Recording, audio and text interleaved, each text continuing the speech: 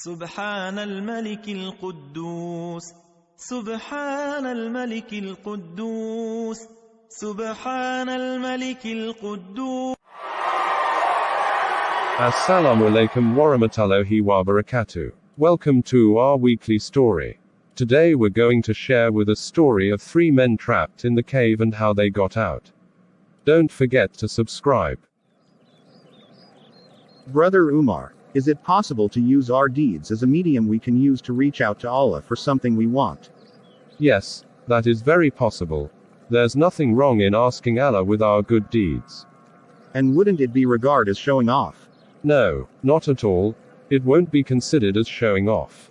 Have you any evidence? In the book of Riyadu Salihin, Garden of the Righteous, there's a narration from the Prophet. It goes thus. Abdullah bin Umar bin al-Khattab, may Allah be pleased with him, narrated that he heard Messenger of Allah as saying, 3 men, amongst those who came before you, set out until night came and they reached a cave, so they entered it. A rock fell down from the mountain and blocked the entrance of the cave. They said, nothing will save you from this unless you supplicate to Allah by virtue of a righteous deed you have done. Thereupon, one of them said, O Allah, I had parents who were old, and I used to offer them milk before any of my children or slaves. One day, I went far away in search of grazing and could not come back until they had slept. When I milked as usual and brought the drink, I found them both asleep. I hated to disturb them and also disliked to give milk to my children before them. My children were crying out of hunger at my feet, but I awaited with the bowl in my hand for them to wake up. When they awoke at dawn, they drank milk. O Allah, if I did so to seek your pleasure, then deliver us from the distress caused by the rock. The rock moved slightly, but they were unable to escape. The next said, O Allah, I had a cousin whom I loved more than anyone else. In another version he said, as a man can love a woman. I wanted to have sexual intercourse with her, but she refused. Hard pressed in a year of famine, she approached me. I gave her 120 dinars on condition that she would yield herself to me.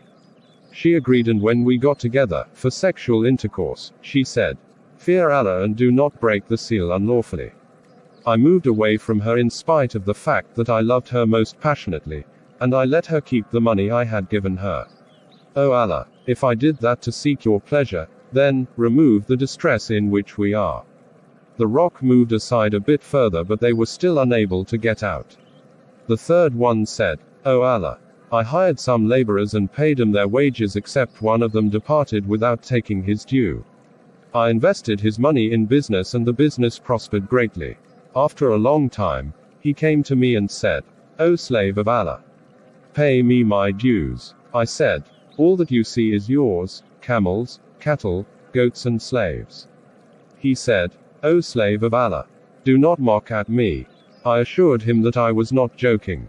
So he took all the things and went away.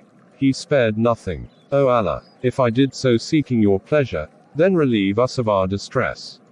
The rock slipped aside and they got out walking freely. Reported by Al-Bukhari and Muslim. This is beautiful. I never knew one can use good deeds to ask from Allah. Now you know. And I've come to know that one should do good deeds sincerely for Allah. Yes, very correct. Had it been the good deeds were not sincerely for Allah's sake, they might never have been delivered from the distress caused by the rock that blocked them in the cave.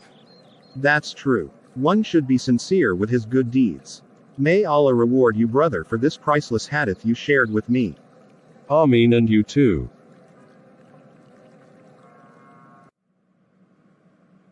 Hope you learned something new and beneficial from today's episode. If you enjoy this video, like it, share it and subscribe. Thanks. اللهم رحمتك أرجو فلا تكلني إلى نفسي طرفة عين وأصلح لي شأني كله لا إله إلا أنت